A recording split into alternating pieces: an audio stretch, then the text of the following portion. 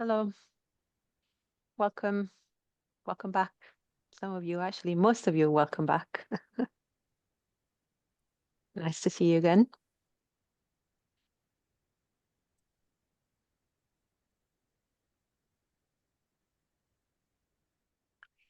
Great.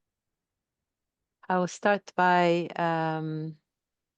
just getting on with the welcome, I suppose, get this going because we always find that these sessions are so interesting and then packed that we are always running out of time. So welcome, everyone. Good morning, good evening, I guess, and good afternoon to everyone who's joining us today. I'm Sabina Carluccio, and I'm the Executive Director of the International Coalition for Sustainable Infrastructure, or ICSI. I welcome you on behalf of also the other partners that are co-convening this session, the UN Environment Programme, Duke University, particularly Nicholas Institute for Energy, Environment and Sustainability, and Project ECHO. And I welcome you to the fourth webinar on transforming engineering education and IEL Infrastructure Sustainability Learning Hub. Today, we are on the second part of the topic that we initiated last week on mainstreaming sustainable development in engineering education. And today we are going to be examining and exploring ways in which sustainable development and sustainability and another emerging topics can be integrated in existing curricula. Next slide, please. So that's me. Please do add, say hi in the chat, say who you are, where you're joining from, although there will be opportunities to introduce yourselves in the breakout groups later on. But just as a bit of a recap on IO. So as I said, now we're 4 webinars into the webinar series. Last week we had an initial discussion on what are the topics, what are the new topics that are emerging that our engineers, engineers who are being educated, so the future engineers should really be thought about in their engineering education. Let me just find. Yes, so last time, just as a little bit of a recap, last time we talked about, in addition to the specific topics and new competencies that need to be created, so climate change, sustainability, resilience, but more so in the discussion we had last week was a mindset, that transformation that should be the foundation of change. So it needs to be this shift in mindset. Otherwise, the competencies can remain theoretical. Engineers must move beyond purely technical solution and embrace system thinking and social and ethical considerations.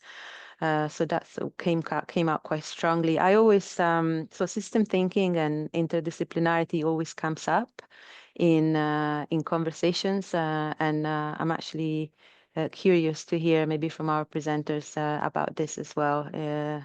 This is obviously both system thinking and interdisciplinarity are approaches or skills or competencies. It depends on where you place them that are required to actually implement the type of solution we need for the future, but quite, I think, difficult to teach, I would say. So that's where the discussion today, I hope, will we shed a little bit of light. And then the other point that was made last time, we talked about one way to expose students to that interdisciplinary and system thinking. It could be exposing them to real world and multi-stakeholder projects as part of their education. And also the need for integrating social sciences, topics such as ecology and ethics, I guess, in engineering curriculum. Although I do think that the engineering profession is a very ethical profession, so I'm interested in hearing, how ethics is, if it is, and how it is included in the curriculum. And then finally, last time we talked about the need for institutional support and resources. So different engineering schools across the world are doing this at varying degrees of maturity. And the point of bringing us all together is to kind of share that learning, so and share the challenges and see, how the challenges can be overcome. And by sharing knowledge and by identify what resources might be needed, we can actually make more progress and faster rather than doing things in isolation. So that's kind of framing the conversation today. Today we have the pleasure to have two presenters from quite different backgrounds. I'll introduce them in a second. So we'll have a technical presentation on engineering for one planet, and then the framework, and then by Cindy Anderson, and case study presentation by Dr. Michaela Cantu. Hopefully I'm pronouncing it correctly, Michaela, on Engineers for Europe, the project, and the Liverpool John Moores University, and your experience from your teaching there. We will have breakout discussions again. So that's kind of the usual structure for this webinars, where we can have a more interactive exchange on the topics that we hear throughout the webinar. We'll come back together and share highlights from the discussion, and then we'll close. Next slide, please. So if you're joining us today for the first time, I do see some familiar faces, but I haven't seen who's all of you who's in the room. So it might be some new people joining us today. We want the sessions to be quite interactive, although during the presentation, we will have some interaction now through Menti surveys. You can interact with us in the chat in the first part of this webinar, and then there will be a lot more opportunity for interaction in the breakouts. Please do keep your camera on. I know it's not always possible, but this is part of, making yourself available, I guess, to others in the webinar. And introduce yourself if you haven't done so, and let us know where you're joining us from. We will be recording this session to make it available to participants afterwards, but also to people who want to catch up with the series if they've missed previous webinars. It's such a pleasure to see many of you coming back. It means that we're doing something of interest, so that's great. But that's also the value of this model of infrastructure sustainability learning model that we're using to create that sort of micro community of practice and people that kind of feel comfortable and safe enough to share their experiences and then find value in being in a group of people that are attempting to solve the similar challenges. And it's working towards building a community of practice after the webinar series ends.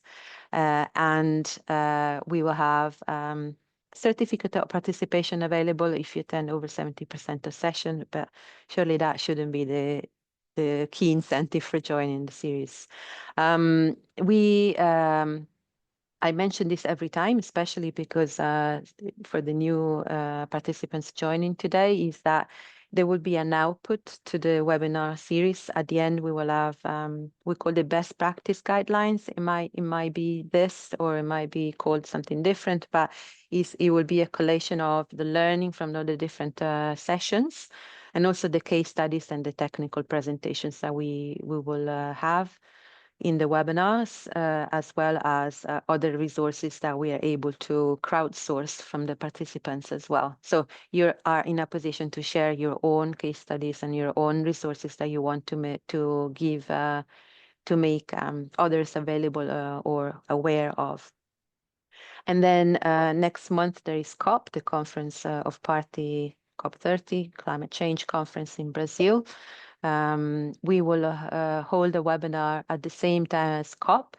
It'll probably be a slightly different webinar structure that time, probably going to be more of a roundtable kind of panel. And you're all invited to participate, and the topics of that webinar will be aligned to the topics discussed at the COP conference. So it's just aligning us as a community to those topics as well. Next, please. Okay, so last time we had, for the first time, a Spanish speaker, so a different language, I guess. We had an experiment. I guess it was fairly successful. I love the idea of being more inclusive. Of course, we all speak English as our common language, but um, it's good to be able to actually invite others who are, not like me, not native English speakers, and feel more comfortable in speaking in other languages. And you can change. I don't think today we don't have a multilingual speaker, but you might still want to see captions if you feel more comfortable, and that's how you do it. You go to the bottom bar, you click on the three dots more, and then you go to captions and translation, and then you select the language. If you need captions as we speak. Next, please. And yes, so that's where we are today. In fact, it's the third, not the fourth. This is where we are in the series.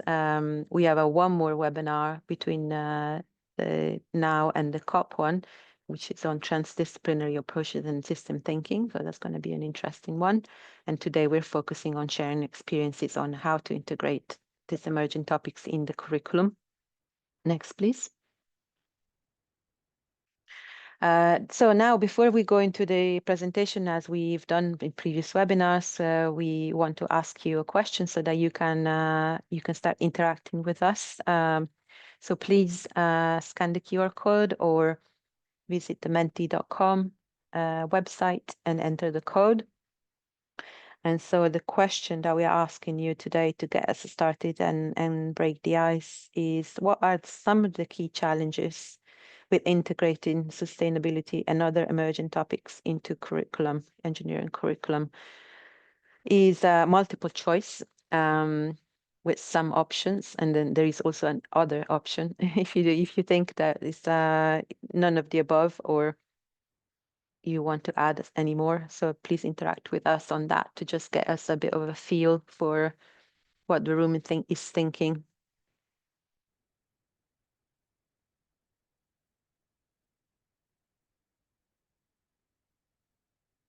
Switch into the results. Okay, there's a couple of others. So, well, a few of others. So it would be good to actually hear from in the chat what you think is other that is missing. So the curriculum is already too dense, and meaning that is a 3-year or a 4-year degree, and engineers have got a lot of fundamentals to be taught already. And how do we make space for the new topics? I guess that's kind of what can be a barrier.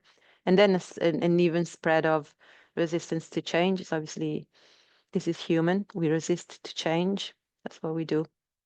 There's a lot of other, so I'm now curious. Please do put in the chat what you think is other.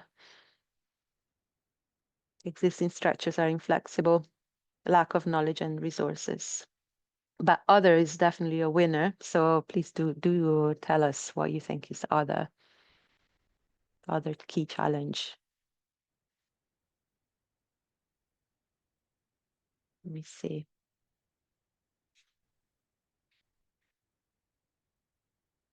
Okay, let us know in the chat, and while we hear the first presenter. Oh, some challenges. Okay, lack of incentives to redesign education, bringing in the multidisciplinary expertise.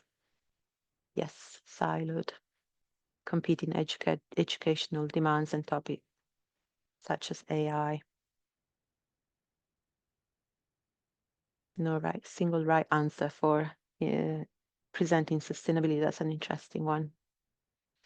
Great. Thank you. Thank you for interacting with us. And I think I now need to move on to our first presenter. Let me just introduce properly Cindy Anderson. Thank you for joining us today, Cindy. A little bit more on Cindy. Cindy Anderson is co-founded Engineering for One Planet in 2020 and serves as EOP strategy consultant. EOP stands for Engineering for One Planet strategy consultant with the Lemelson's Foundation. So she's also a sustainability consultant with the Alula Consulting, and she's taught thousands of people through courses and workshops around the world and online in the fields of biology, sustainability, and biomimicry, which is super interesting, Cindy. She's co-author of the Engineering for One Planet framework and companion teaching guides. She's an active member of the EOP network member. And then previously, she was founding director of the world's first interdisciplinary master's program in sustainable design, which I hope we will hear about.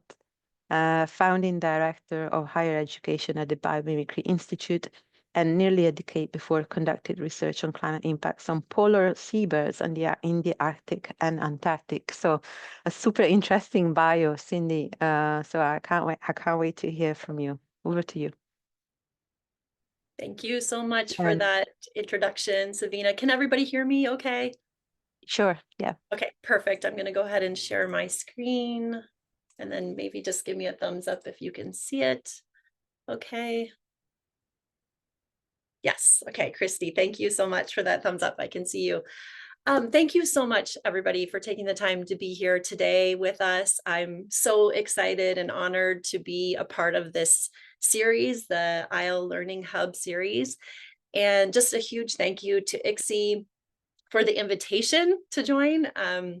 It was so wonderful to receive the invitation, and also just to be a part of this movement to try to bring together these micro communities of practice so that we're here, we're not alone, we're supporting each other. I think it's critically important to advance sustainability in engineering education. So I only have a few minutes, and what we're doing with the Engineering for One Planet initiative is really it's sort of a big thing that we're trying to tackle, and we're doing it in a lot of different ways. And I wish I could share everything about what we're doing, but today I'm just going to focus on our EOP resources. And so the title of my presentation is Engineering for One Planet, Changing the Course of Engineering. So what is Engineering for One Planet? I know that there's... Oh, Cindy, you're not in presentation mode. Oh, I'm sorry. That's okay. Thank you for saying that. No problem.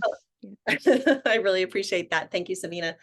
So what is Engineering for One Planet? And I know there are a couple of people on the call already that are one person, two people are members of the EOP network, which I really appreciate. So hi, Hayder. Hi, Cindy Cooper. Cindy Cooper is our other co-founder. So the two Cindys, along with thousands of community members, are part of the EOP initiative.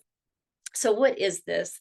Well, our vision is that sustainability, and what we mean by that is environmental and social sustainability, becomes a core tenet of the engineering profession, no matter the discipline.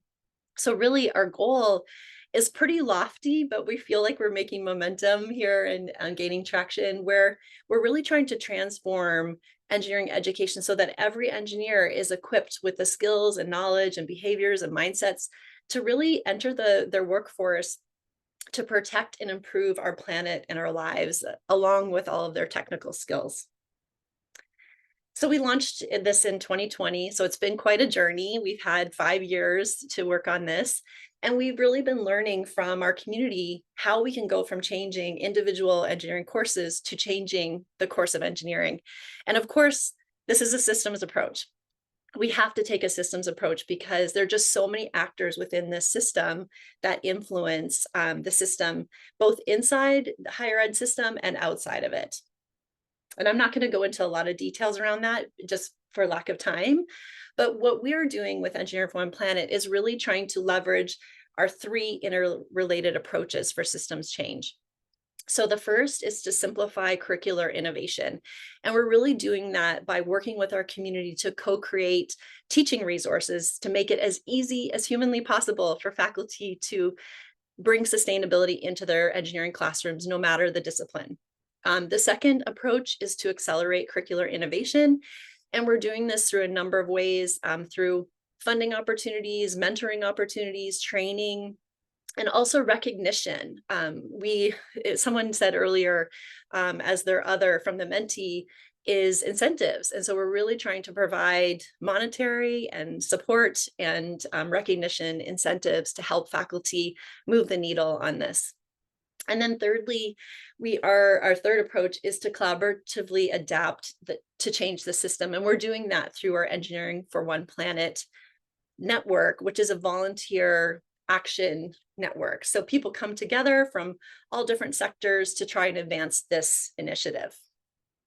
So as I said, because of limited time, I'm only going to focus on our EOP resources today. Just know that these resources were community co-created, so over 400 diverse contributors to each of the collection of our EOP resources. And I'm going to dive into detail about these different resources and how they have been applied to give you some examples. And then also just know they're available for you online for free in the Creative Commons, so you can use them however you want without attribution.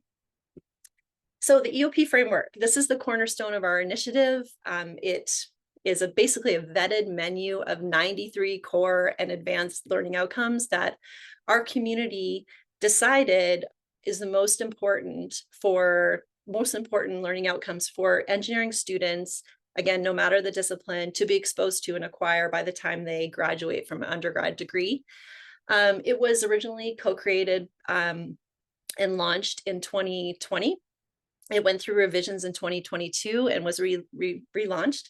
And actually this year we're collecting feedback to launch a new version in 2026. So stay tuned for that. Just a little bit more about the EOP framework. All the learning outcomes fall within 9 different topic areas, which include technical sustainability skills, topic areas, as well as professional or leadership or durable skills. So the most important thing I think to take away with these 9 different topic areas is that for us, systems thinking is central. It is the piece that interrelates all the other topic areas. And you can see in our visual, it's right in the center.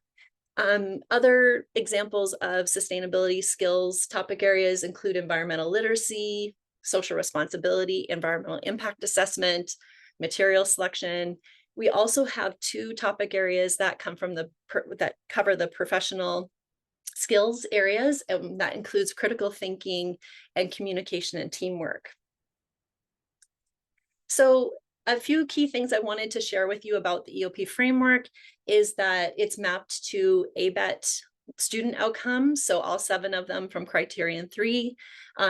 For those that may not know, ABET is an accreditation body for STEM programs, both in the US and across the world. It's also mapped to UN SDGs and Bloom's taxonomy. Again, all of this is to make it as easy as possible for faculty to put into their classrooms. I also wanted to highlight, for if there are any UK educators on the line, we did do a version of the EOP framework mapped to AHEP 4 to make it as easy as possible for UK educators to leverage the framework. And that was a project that we did in partnership with the Engineering Professors Council, and it's part of the Sustainability Toolkit, which I just wanted to note that Jonathan Treslove, who presented last time, is a co-author on this. So how do faculty use the EOP framework? There's so many different ways you can use it. You can pick and mix. As I said, it's in the Creative Commons. It's not prescriptive. It's meant for inspiration and for guidance. People start small. Sometimes they take a single learning outcome, say from systems thinking, and they decide to integrate that into their course. And sometimes they start so small that they just change a project topic area or maybe a reading material. Sometimes people go what we call hardcore, which is where you can integrate it into a course that's a required or core course, which we know really increases the stability and longevity of that course in an engineering program versus an elective. But any course is great. People also reverse engineer. Sometimes they take their syllabus and they find a learning outcome from their own syllabus and they try to align it or match it to what exists in the EOP framework. And then they use that as a way to match up and bring sustainability into their course. Sometimes people use it to overhaul, which is to redesign an entire existing program. And I'm going to share an example of that in a minute.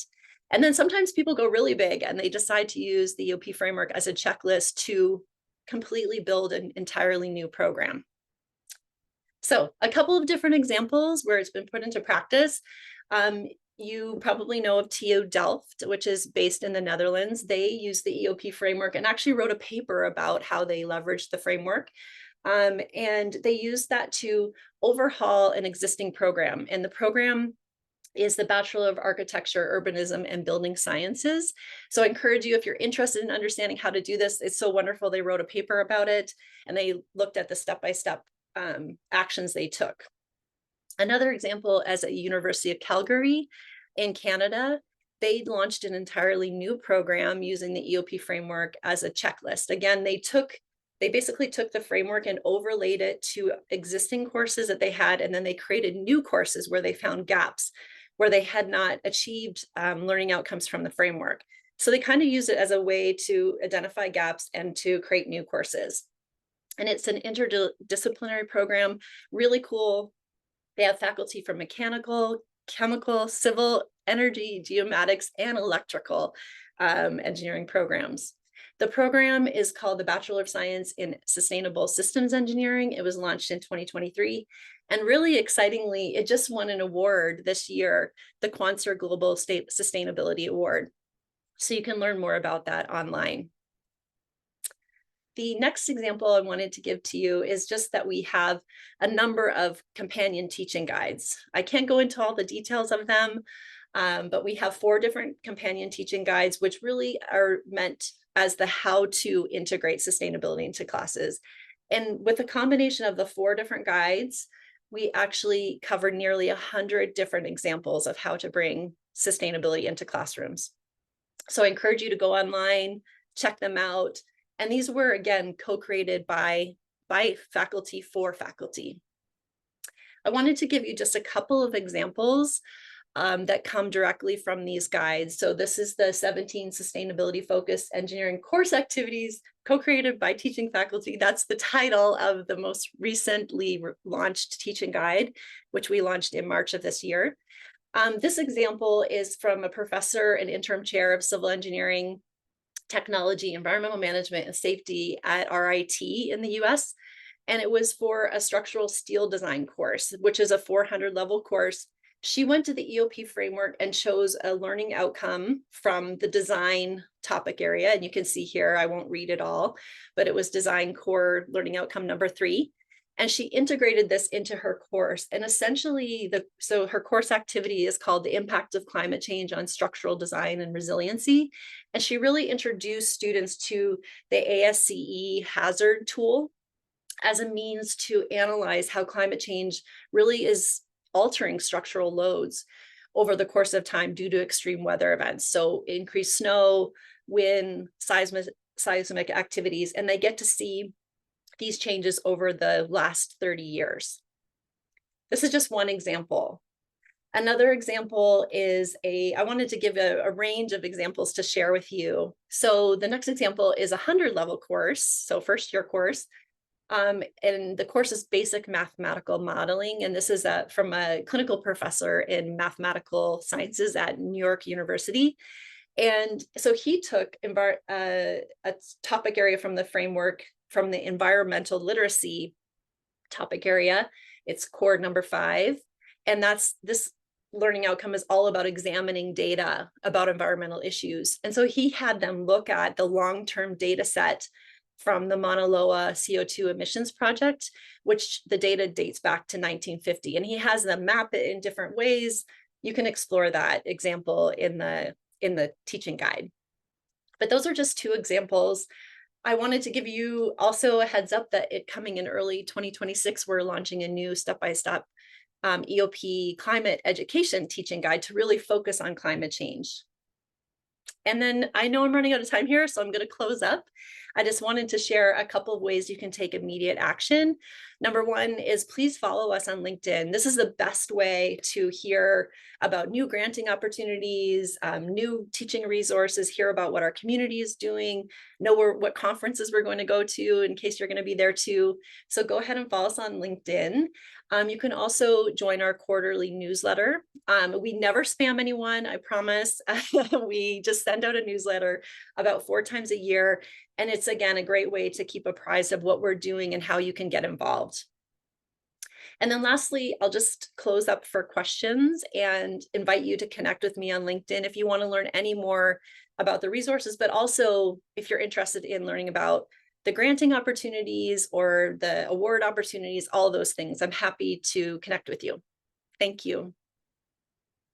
Thank you, Cindy. That was a wonderful presentation. Really, we're really looking forward to hearing about this. And yeah, that's so much more you could have talked about, I think, Sure. as well. But, it's I was just a wonderful overview, and I'm really looking forward to the 2026 uh, revised guide, right? And thank you for sharing the other Cindy. Thank you, Cindy, for sharing all the links in the chat. That's helpful. Well, thanks. Um, I didn't know right. she was going to do that. Thank you so much, Cindy Cooper. She's done a great job at doing this, because I'm sure some of the questions would have been, where are all these wonderful resources? Like, so thank you for that.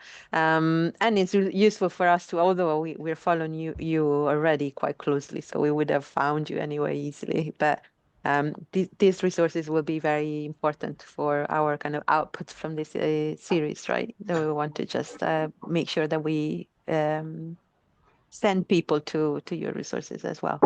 Right. So questions will be after the other presentation. So Oh, could you stay long? I mean, you're staying longer, you staying until the yes, end, or yeah, absolutely. you I'll are. be Okay. here for the entire time. Thank you, Okay. everyone. All right. Thank you, Cindy.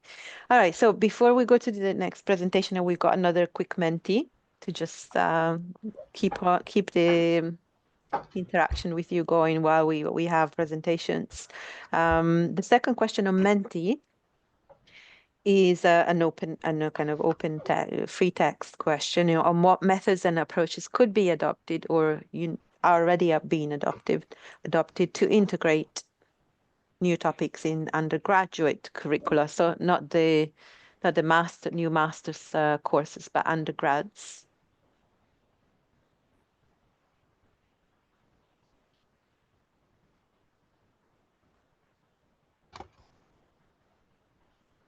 So yeah, share the QR code or go back to your previous Menti.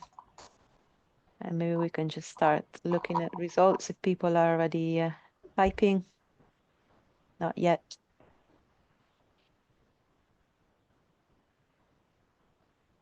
I mean, you gave quite a few examples already, Cindy, so that was very helpful to see.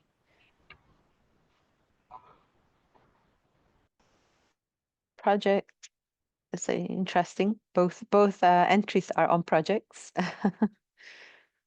So I did need project and more projects. So we will have not this one, not the next one, but the one after, I think, on charting career paths. I think there's going to be a strong presentation on what projects and what things can be student competition. We have, we'll have a presenter on specifically on this topic of projects and student boot camps and case-based activities, examples. Yeah, so a lot of contributions on better integrating really in a real world, the real world, what's with the academic education. Virtual visit to a project site, interesting. Yes, and professionalization of teachers to integrate emerging topics. So that's true. I think the educators also need to be educated, right, in the new topics. Weave critical thinking, communication, teamwork. So great. Thank you. But a strong message from, we need real world case-based, get students to work on projects to experience. So that's great. Thank you for giving us your thoughts. And then we're going back now into presentation, second presentation. So let me just introduce Michaela. I'm apologizing. I'm pronouncing Michaela Canto. maybe. Your surname, you'll have to tell me how to pronounce it, but Yeah, it's okay. Gantu. Yeah, it's good. Gantu. Okay, Gantu. I'm so sorry. Associate Professor in Structural Engineering at Liverpool John Moores University, in the School of Engineering and Built Environment.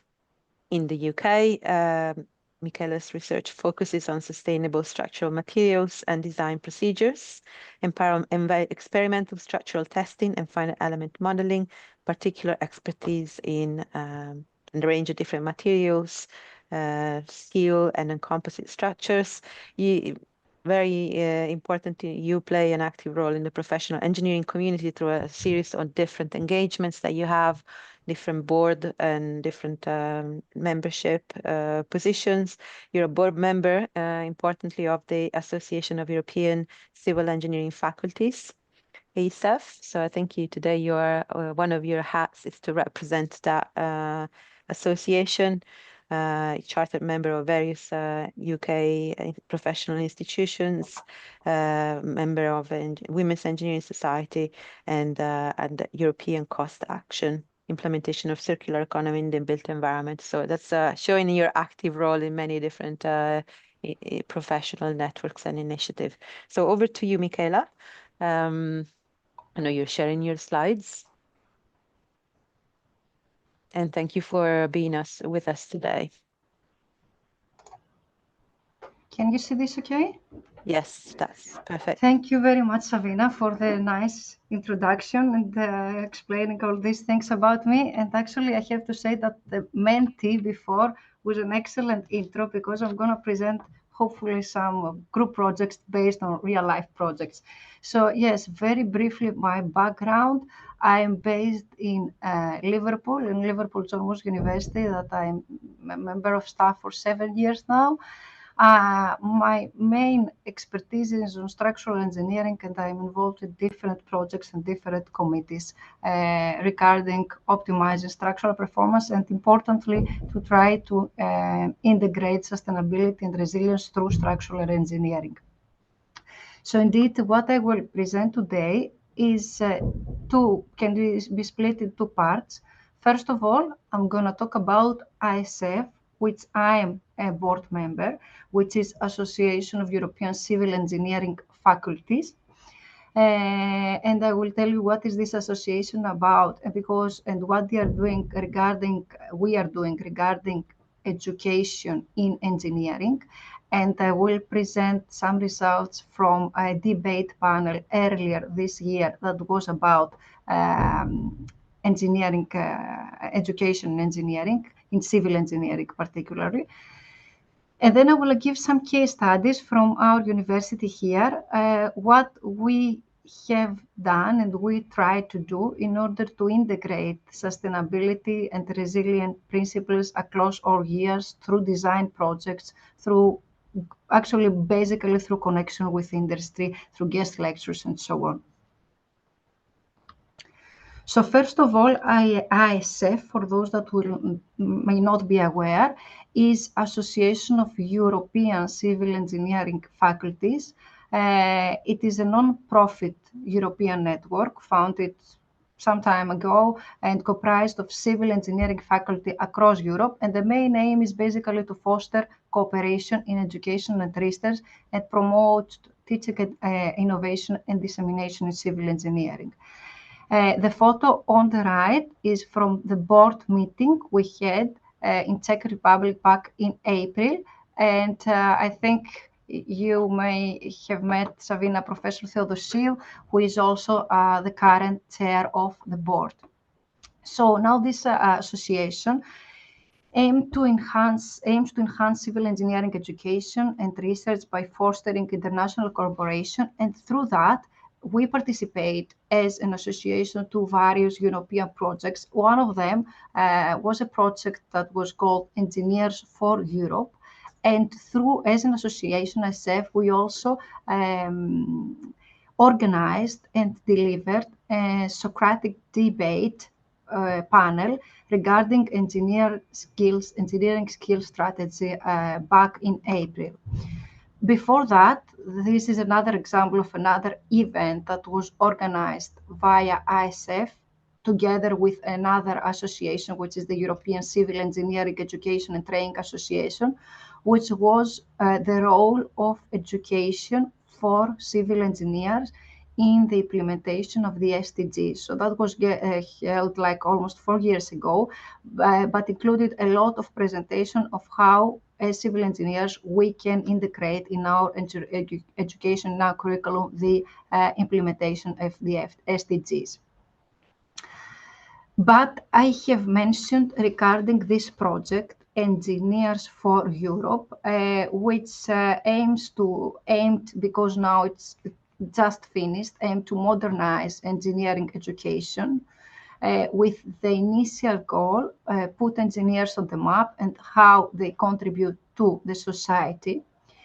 The topics that this project aimed to address was skill shortage and mismatch, definition of engineering profession, continuous professional education, and the challenges that, regarding uniqueness, viability, and continuity of the project outcomes while being complementary to existing initiatives, which is the challenge that were identified.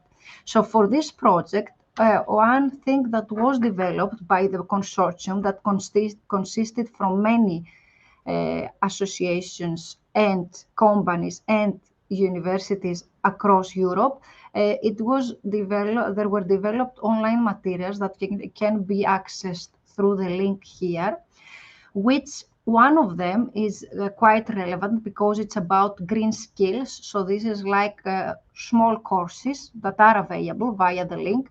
One of them is about split in 3 modules: embracing complexity and sustainability, envisioning a sustainable future, and acting for sustainability. Other materials are regarding course on life competencies that are needed for engineers, financial creativity and planning skills, and finally digital skills. So these are all material that are online. Within again the same project, ISEF was a partner, one of the was participating in the consortium. So one of our responsibilities was to organize and deliver this debate panel. One of them that I will present the output now was called New Trends in Engineering Education. And it was a very interesting discussion with different speakers, included a student representative from University of Belgrade, including a professor and somebody from companies. So it was quite diverse, the speakers from different backgrounds, and there were 3 moderators that were making different questions. So the topics that were discussed regarding new trends in engineering education, of course, among the first ones were about sustainability and sustainable development that have and continues to influence the mindset of civil engineers. With younger generations, hopefully, they now are looking more into long-term mitigation, while older professionals prioritize immediate adaptation. There was a discussion about renewable energy, and the hardest part was about fostering a mindset shift towards these practices. Discussion regarding simplification of engineering laws and standards to make sustainability and innovation more accessible within the profession. And within this project, there was also the idea of a skills council to bridge the gap between academic learning and the industry needs, offering guidance from a council with experienced professionals. Within this panel, it was also discussed what is nowadays a hot topic, and actually the integration of artificial intelligence, that I will not talk a lot about it today, but in another recent conference, it was also regarding civil engineering departments. It was mentioned that engineers nowadays will also need digital skills and AI skills going forward. And with regards to this point also, on the other side, students must learn at this stage to use it responsibly and after implementing critical thinking. Following a point that was discussed was regarding CPD. around different topics and is critical for academics, but for every engineer later on.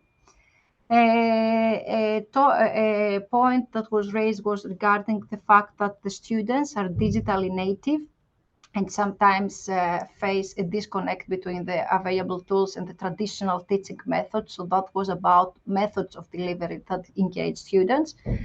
And the growing consensus that engineering education must evolve to include broader skills, ethical thinking, ethics that was mentioned earlier, teamwork, social awareness, and adaptability to be able to address global changes and prepare future engineers. So these were the main points that were discussed by the speakers and through the moderators that I have shown you before, which was organized by ISF through this European project. Now, in the second part, I'm an associate professor in Liverpool John Moores University, and particularly my focus is on structural engineering. So I will show you a few aspects of what we do to try to integrate sustainability and resilience principles across all years.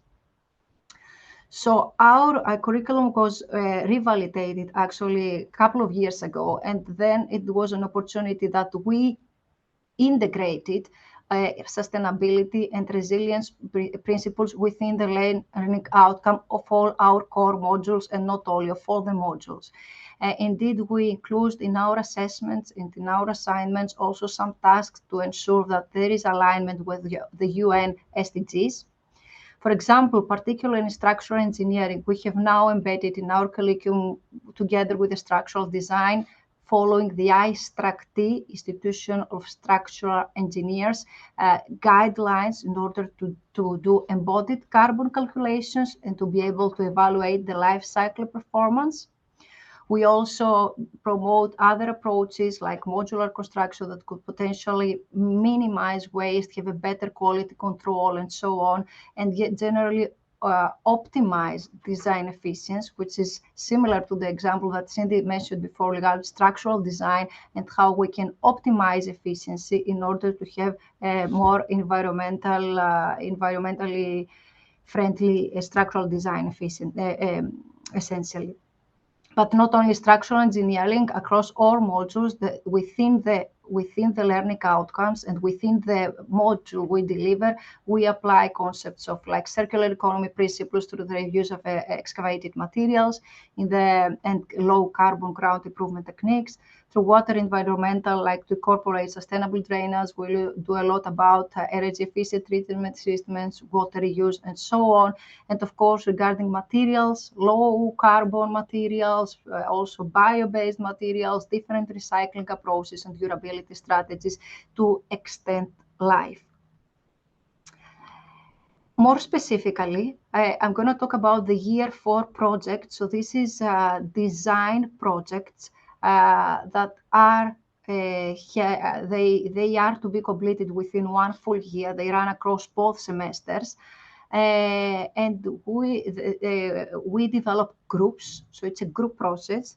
We try to make it as interdisciplinary as possible because we include different aspects within the same project. And importantly, it is based on real-world projects of the region. So the photos you see on the right are from the last 3 years projects. So first one, 2023 was a grade 2 listed and probably more, which is close to the new Everton Stadium in Liverpool area. The other one is on the top is a building of the university that the university has. It has been agreed that it will be refurbished to improve space utilization to optimize energy performance. And the one, it's another hospital building that is also now at the moment being refurbished, and specific areas will change use, specific areas will be there will be an extension and so on. So every year we pick a project that it is in collaboration with the industry that they do the project this specific year. And actually, if you have noticed, all three of them, they are refurbishment in line with what we have on the bottom left sketch, which is from the ISTRAC-T, in line with build nothing, build less, build clever, build efficiently, with this hierarchy of the institution of structural engineer, that when we can refurbish, we can try to refurbish if it is possible. And within this project, we ask students to start really from a very feasibility and conceptual design, all through the way to the detailed design, which means they will do all the calculations, structural calculations, geotechnical calculations, architectural drawings. They will work through the teams regarding all the construction procedure, timeframes, risk assessment. So they have a whole picture of all of that. And with that, then having a more holistic view, they can integrate innovative solutions, sustainable solutions, resilient solutions through their actual project and suggestions. We use different tools in order to do the modeling, and actually, importantly, we also invite people from industry, at least 6-7 different companies from the region that will come in feedback in 2 presentations we have within the year, in let's say in the first stage when they do their conceptual design, and the detailed stage to provide feedback and give and to connect the industry with us, so that we have direct feedback from industry at the moment. Another thing I would like to briefly show is that also we try to give topics in a research dissertation where possible, where we integrate sustainability and resilience. For example, you see some examples on the left. Is one of the projects I had, that it was about existing timber frames, to try to strengthen them with some, here there are embedded some fiber reinforced polymer bars, so keep the beams but strengthen them. This was a dissertation regarding connecting to one of the cost actions I'm involved, which is regarding combining different types of renewable energy resources within one part, like an energy island, in order to combine and the resources and maximize the energy efficiency. And all of them, either as research dissertation or from the different activities, research project that we are involved. This is from a project for a conference at the university. Whenever it fits within the content, we try to integrate and incorporate within our modules and within our curriculum in the respective topics and areas. Again, back to the topic of connecting industry with us, we organized often guest lectures and site visits. For example, we had a guest lecture on another refurbishment building, which was a grade 2 listed building, and students had to see the existing, how it can be strengthened, the refurbished challenges, and so on. The second photograph is from a very interesting visit, which was about reusing, so reuse structural steel, from a site visit in Birmingham in the UK, in a company that's called EMR, European Meta Recycling, which what actually they try to do is they take when the end of life of a building, steel building, they take the structural steel, they characterize it, and then they use it as it is in a new building, which has taken into consideration this characterization that is actually like a passport with a QR code. And finally, a guest lecture was given by Morgan City last year, and we arranged similar things for this year as well regarding circular economy strategy with the construction sector. We are very relevant also to this initiative. We are starting next September. Now we have completed all the paperwork and documentation, a Master of Science that is called Sustainable Resilience Engineering, which exactly will address all these things together with the modules that we'll have here regarding There is a lot about flooding and water and energy management and collaborative building information modeling and structural design and so on, as they are shown here. This photograph is from another presentation that we organized, which is relevant, which is about a tidal project that it is planned in Liverpool in the future, and it is now in the conceptual stage. More or less, not in our school, but within the university, there is also an MSc directing climate change and sustainability that also has some modules relevant on sustainable infrastructure.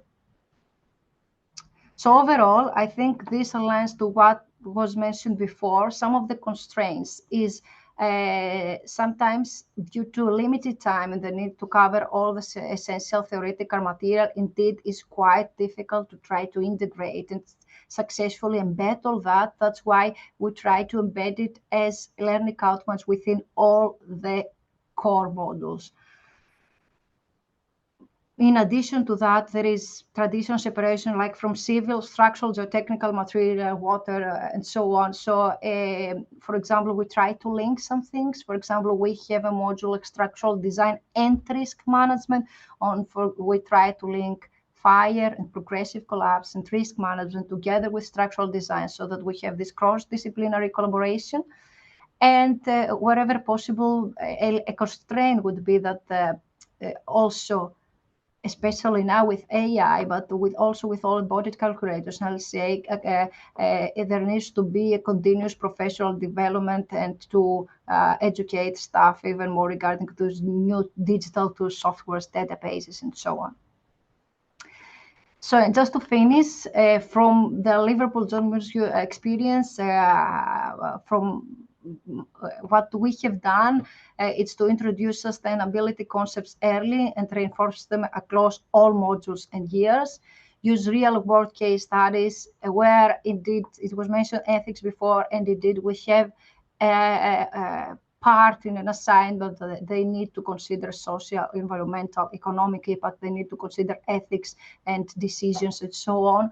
Engage with industry, engage with professional bodies that are here, and we host some events as well, and we ask our students to go there, and many of the events are around sustainable and resilience in projects, and promote project-based learning through the cases that I have shown you, and of course research-informed teaching where relevant.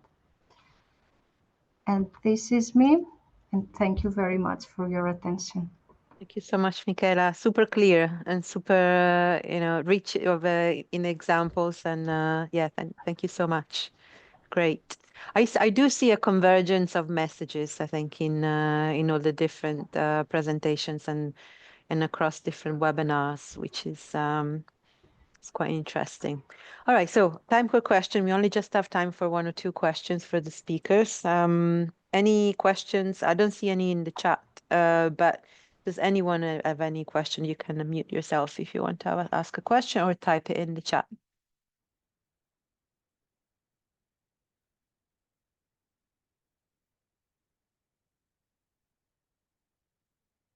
No? Maybe I'll ask. I do have a couple of questions. Maybe I'll just a quick one for. Oh, you do, Liz. You raised your physical hand today. Yeah, You're just lucky. You're just lucky that I saw it. I was trying to grab my electronic one. Both of those were super interesting, full of a lot of great ideas. On the last,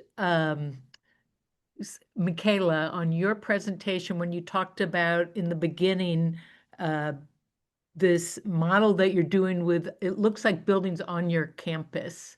I'm wondering how many different projects you needed to pitch this idea to be able to get, I assume it's not just within your program, but you needed the university to agree to this. And how easy or hard was that? How did you do that? If I understood that correctly. Yeah, thank you. So actually the project I have shown, they are 3. 2 of them were not at the university. We generally pick them from the region that they are important. So one was in Liverpool, but it was close to the docks. So actually we went for a site visit. The other is a hospital. The third one, it was university building, but to be honest, I was not involved in the process so it was the other way around. So it has been decided due to various reasons that this building will undergo refurbishment. And while we were in the stage that it was being decided and financially it was accrued, then we gave the student the project at this stage, and now it's being done actually. So only one was university building. The others were not. We generally from the region, based on collaborations with different industry. And it did now, I saw the year 4, but now there is a similar thing done with year 2 project, which is a bit simpler and shorter, but it is done in collaboration with another development, and it's some warehouses that are going to be converted into apartments. So they are all real life projects. Only one was university building, and in that case, it was already decided that it would be refurbished and then. Great. Well, good job getting them to sign on. Those sound like really valuable projects. Thank you. Thank you. Michaela and Liz. Any other questions? I mean, we'll have time to ask questions as well in the breakouts, but maybe a quick one from me for Cindy. Cindy, I was wondering whether EOP has been used in emerging countries, emerging economies, developing countries. That's a really good question.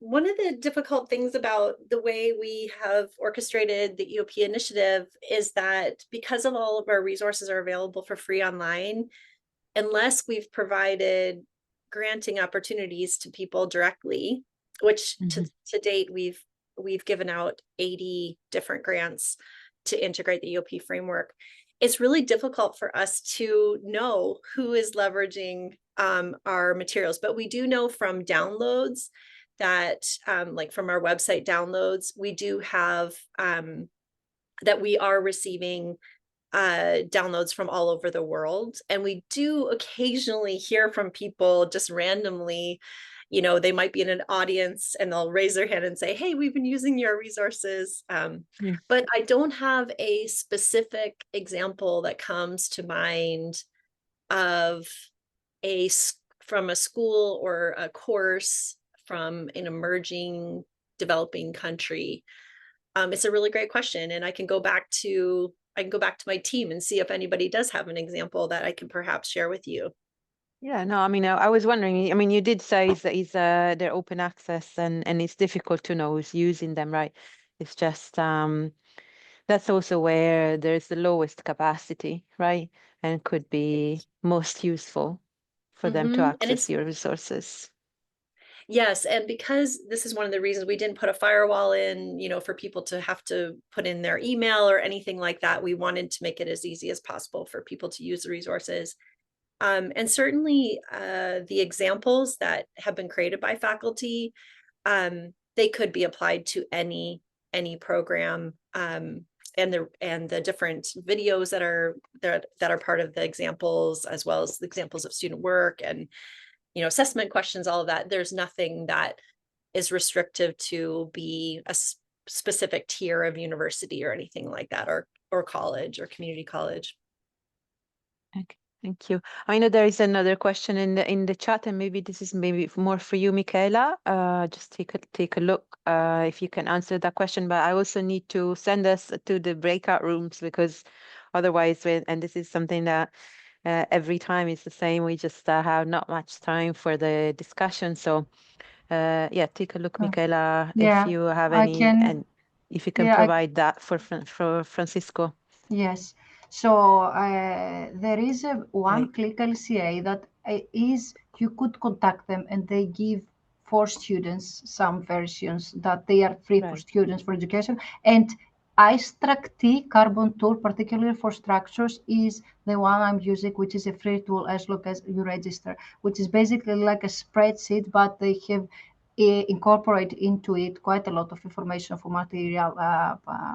Yeah, iStruct, exactly. All right. Thank you, Michaela. Right, so breakout, we're always ambitious in the number of questions we ask in the breakouts, but let's see where we get to. We will have 2 breakout rooms. I will be moderating one, and Liz will be moderating the other. So you should receive a message shortly on being sent to one or the other. So elaborating on the topics. See you shortly. Right, we rejoined the main room, but the others are absent. I think we have to wait until tied up in discussions. Well, while we wait, what other topics could be interesting in this, discussing, bringing presenters? So I'm thinking about the AI. I was thinking maybe bring a social scientist to kind of talk to us. I've got a very good social scientist that can rock our boat a bit. Stakeholder engagement. Okay. Yeah. Anything else? It's a new field for civil engineers, but I think we all need it. Right. Hello, welcome back. You were very deep in discussion, I guess, there, and you were a bit late, but that's fine. That's good. It's a good sign. Hi, welcome back. So we only just have a few minutes, and we've got just time for a bit of a report out from our discussions. So maybe, I don't know, starting maybe with my rapporteur. Frigina is my rapporteur for my breakout room. If you want to kind of maybe quickly summarize. Yeah, without sharing my screen, I think it will be easier like this. We talked about first the challenges and then successful implementation.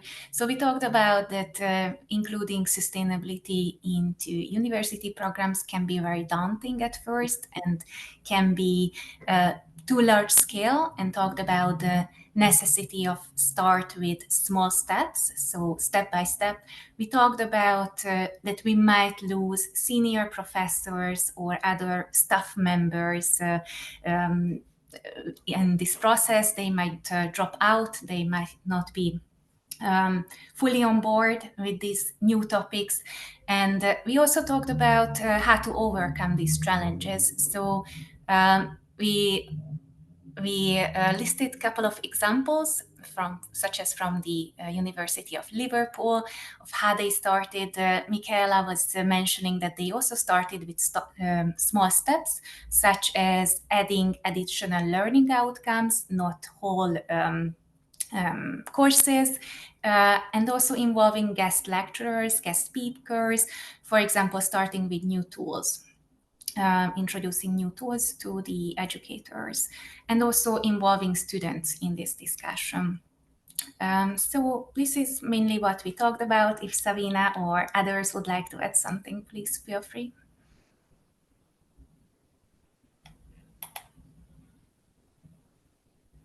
Savina, we don't hear you. I think you're on mute. Sorry, guys. We also talked about sharing success stories, right? From actually doing things. That could be a motivation for others to join in. And also we had some very interesting case studies shared from different geographies. So we had India. What other geographies, Daniel? I can't remember. You shared India. Nepal and Mongolia were the other two. Nepal and Mongolia.